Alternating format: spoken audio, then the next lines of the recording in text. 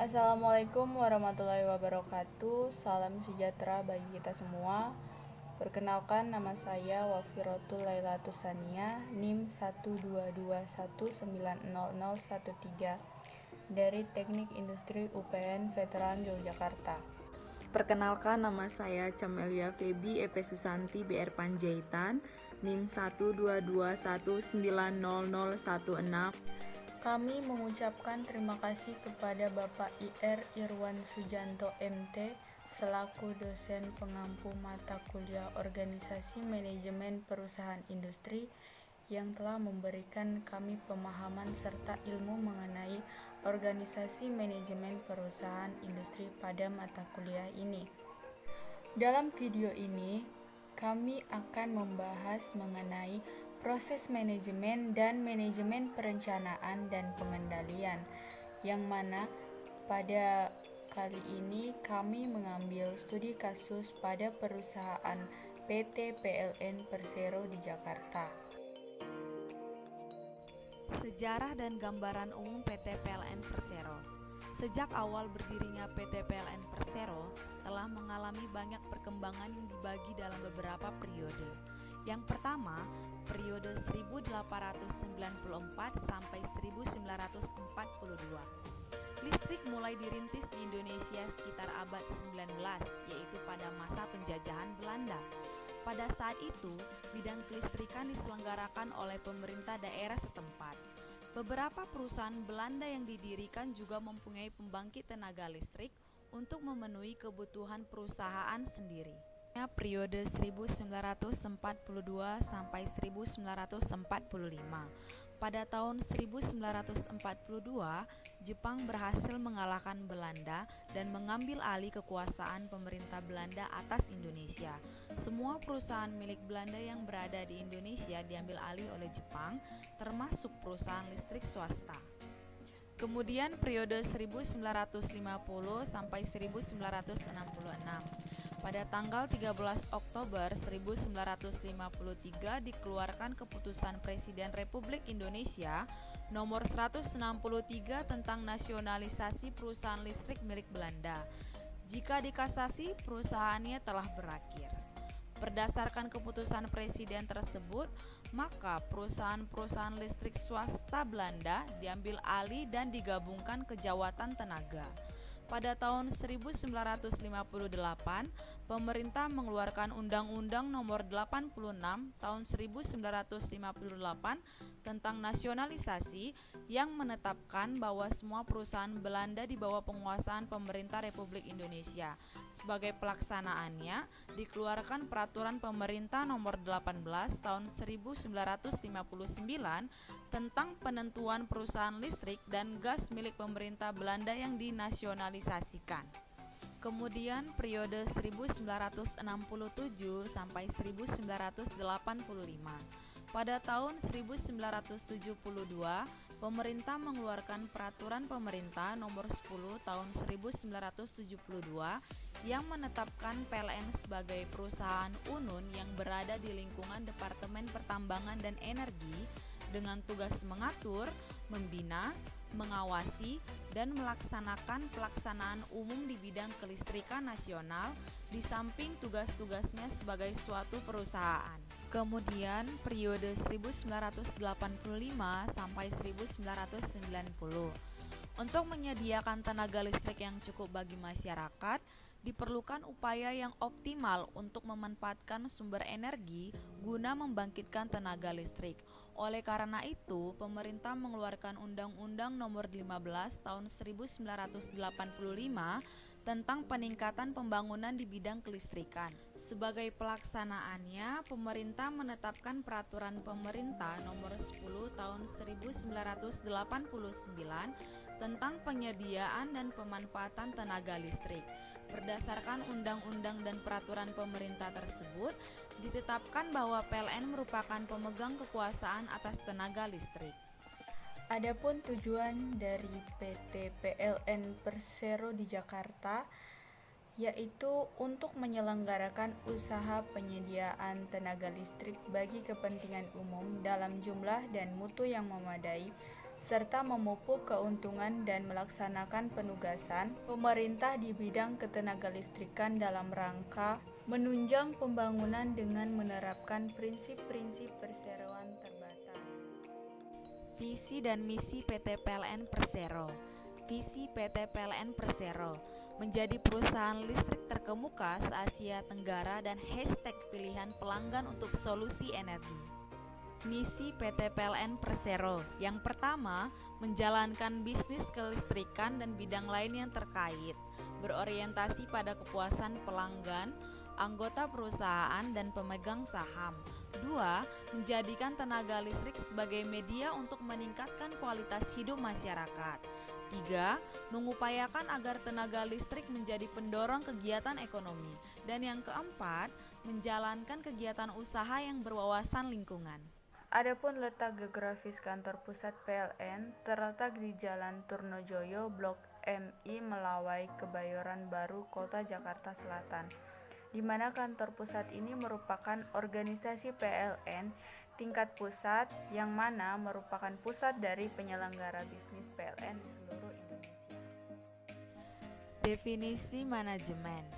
Manajemen menurut James F. Stoner adalah proses perencanaan, pengorganisasian, dan penggunaan sumber daya organisasi lainnya agar mencapai tujuan organisasi yang telah ditetapkan. Kemudian menurut Syafarudin, manajemen merupakan perilaku anggota dalam suatu organisasi untuk mencapai tujuannya.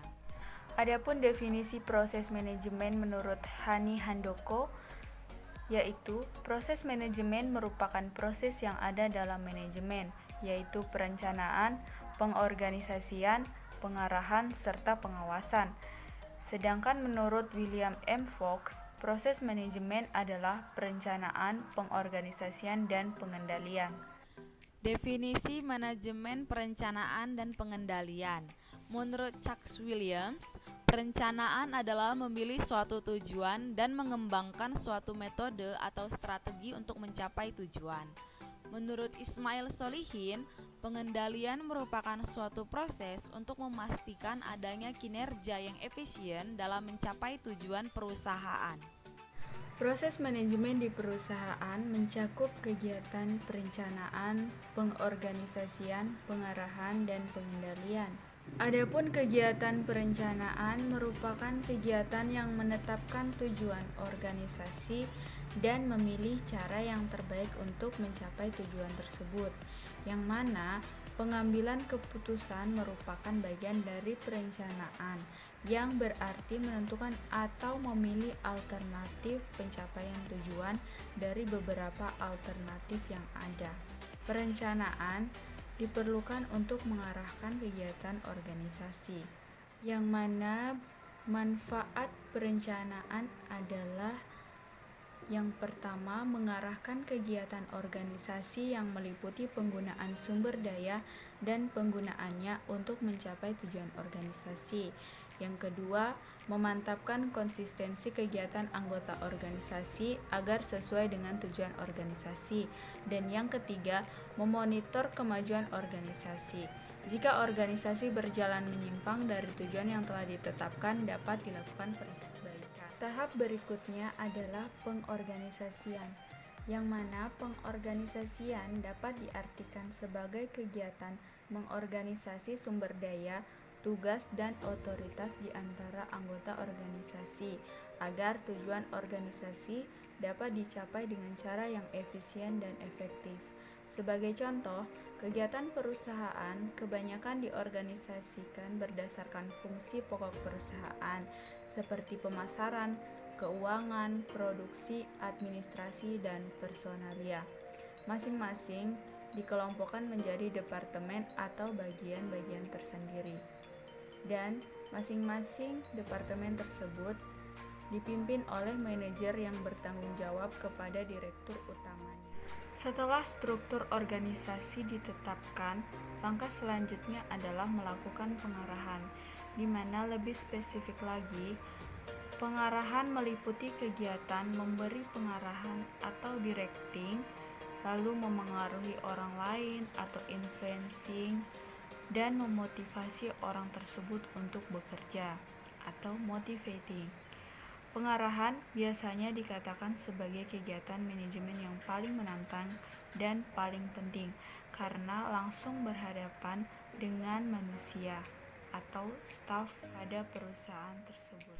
Elemen terakhir proses manajemen adalah pengendalian, yang mana pengendalian ini bertujuan melihat apakah kegiatan organisasi sesuai dengan rencana atau tidak. Lalu manajer harus selalu memonitor kemajuan organisasi, di mana fungsi pengendalian ini meliputi 4 kegiatan.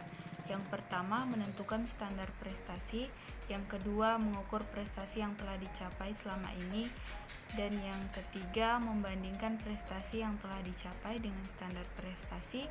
Terakhir, melakukan perbaikan jika ada penyimpangan dari standar prestasi yang telah ditentukan. Dan kemudian kembali lagi ke fungsi perencanaan untuk periode berikutnya. Manajemen perencanaan pengendalian di perusahaan. Jadi, dalam suatu perusahaan, manajemen perencanaan dan pengendalian tersebut selalu saling berkaitan. Perencanaan sendiri menetapkan sasaran dan tujuan untuk organisasinya, sedangkan pengendalian memastikan pencapaiannya. Tanpa perencanaan, kegiatan pengendalian menjadi tidak berdasar, sedangkan tanpa pengendalian, perencanaan menjadi kegiatan yang tidak berarti. Setiap perusahaan tentunya memiliki struktur organisasi, yang mana setiap jabatannya memiliki tugas masing-masing. Adapun struktur organisasi dan deskripsi tugas jabatan pada perusahaan PT PLN Persero di Jakarta adalah sebagai berikut.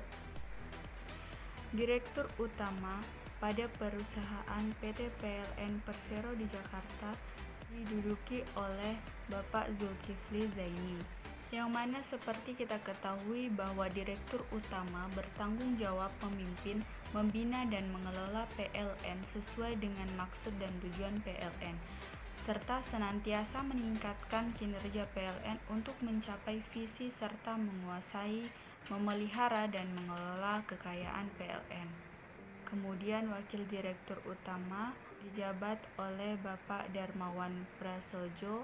Wakil Direktur Utama bertanggung jawab memimpin dan membina fungsi manajemen perubahan, manajemen digital, manajemen regulator, fungsi perencanaan, dan pengembangan listrik perdesaan serta memastikan PLN mampu berkembang menuju terwujudnya visi, misi, dan tujuan PLN. Kemudian Direktur Perencanaan Korporat dijabat oleh Bapak Muhammad Iqbal Nur. Direktur Perencanaan Korporat bertanggung jawab memimpin, membina, dan mengelola Direktorat Perencanaan Korporat yang meliputi fungsi perencanaan sistem, perencanaan strategi korporat, manajemen portofolio, kepatuhan, dan pengendalian kinerja korporat untuk memastikan PLN mampu berkembang menuju terwujudnya visi, misi, dan tujuan PLN. Kemudian Direktur Keuangan dan Manajemen Risiko dijabat oleh Ibu Cynthia Rusli. Direktur Keuangan dan Manajemen Risiko bertanggung jawab memimpin, membina, dan mengelola Direktorat Keuangan dan Manajemen Risiko yang meliputi fungsi keuangan, anggaran, perbendaharaan, akuntansi, sistem dan teknologi informasi, manajemen risiko, kebijakan korporat, serta manajemen aset untuk memastikan PLN mampu berkembang menuju terwujudnya visi, misi, dan tujuan PLN. Kemudian Direktur Mega Proyek dan Energi Baru Terbarukan diduduki oleh Bapak Muhammad Ihsan Asad. Direktur Mega Project bertanggung jawab memimpin, membina, dan mengelola Direktorat Mega Project yang meliputi fungsi perencanaan dan engineering konstruksi, perencanaan dan engineering energi baru dan terbarukan atau EBT, pengadaan engineering, procurement and construction atau EPC, dan independent power producer, energi baru dan terbarukan, konstruksi pembangkit, transmisi, dan gardu induk, Project Management Office, dan manajemen rantai pasok untuk memastikan PLN mampu berkembang menuju terwujudnya visi, misi, dan tujuan PLN. Kemudian Direktur Energi Primer diduduki oleh Bapak Rudi Hendra Prastowo. Direktur Energi Primer bertanggung jawab memimpin, membina, dan mengelola Direktorat Energi Primer yang meliputi fungsi pengadaan batu bara, gas, dan bahan bakar minyak atau BBM, dan Independent Power Producer untuk memastikan PLN mampu berkembang menuju terwujudnya visi, misi, dan tujuan PLN. Selanjutnya, Direktur Manajemen Sumber Daya Manusia dijabat oleh Ibu Sofi Felianti Rukman. Direktur Manajemen Sumber Daya Manusia bertanggung jawab memimpin, membina, dan mengelola Direktorat Manajemen Sumber Daya Manusia yang meliputi fungsi, strategi human capital, pengembangan talenta, pelayanan human capital, umum, keselamatan dan kesehatan kerja, keamanan dan lingkungan, komunikasi korporat dan corporate social responsibility, dan hukum korporat, serta pembinaan dan tanggung jawab kinerja pusat pendidikan dan pelatihan untuk memastikan PLN mampu berkembang menuju terwujudnya visi, misi, dan tujuan PLN. Kemudian Direktur Niaga dan Manajemen Pelanggan dijabat oleh Bapak Bob Saril.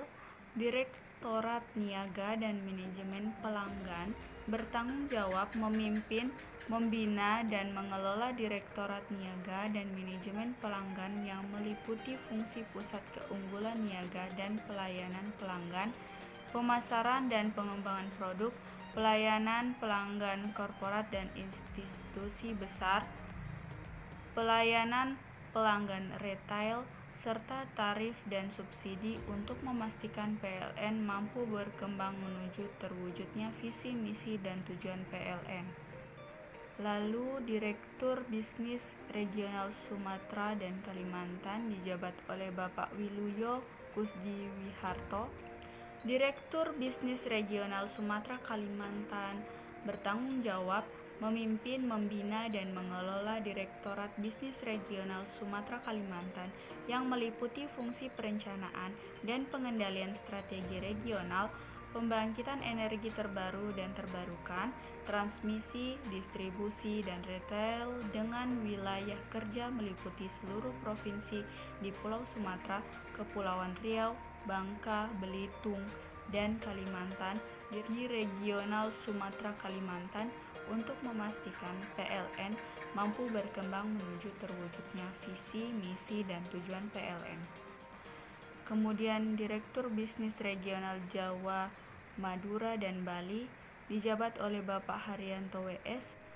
Direktur Bisnis Regional Jawa, Madura, dan Bali bertanggung jawab memimpin, membina, dan mengelola Direktorat Bisnis Regional Jawa, Madura, dan Bali yang meliputi fungsi perencanaan dan pengendalian strategi regional, pembangkitan energi terbaru dan terbarukan, transmisi, distribusi, dan retail dengan wilayah kerja meliputi seluruh provinsi di Pulau Jawa, Madura, dan Bali, serta pembinaan dan tanggung jawab kinerja unit induk pusat pengatur beban Jawa, Madura, dan Bali untuk memastikan PLN mampu berkembang menuju terwujudnya visi, misi, dan tujuan PLN.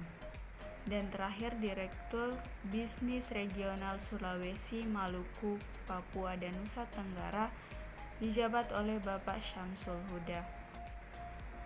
Direktur Bisnis Regional Sulawesi, Maluku, Papua, dan Nusa Tenggara bertanggung jawab memimpin, membina, dan mengelola Direktorat Bisnis Regional Sulawesi, Maluku, Papua, dan Nusa Tenggara yang meliputi fungsi perencanaan dan pengendalian strategi regional, pembangkitan energi terbaru dan terbarukan, transmisi, distribusi, dan retail dengan wilayah kerja meliputi seluruh provinsi di Pulau Sulawesi, Maluku, Papua, dan Nusa Tenggara, serta di Regional Sulawesi, Maluku, Papua, dan Nusa Tenggara untuk memastikan PLN mampu berkembang menuju terwujudnya visi, misi, dan tujuan PLN.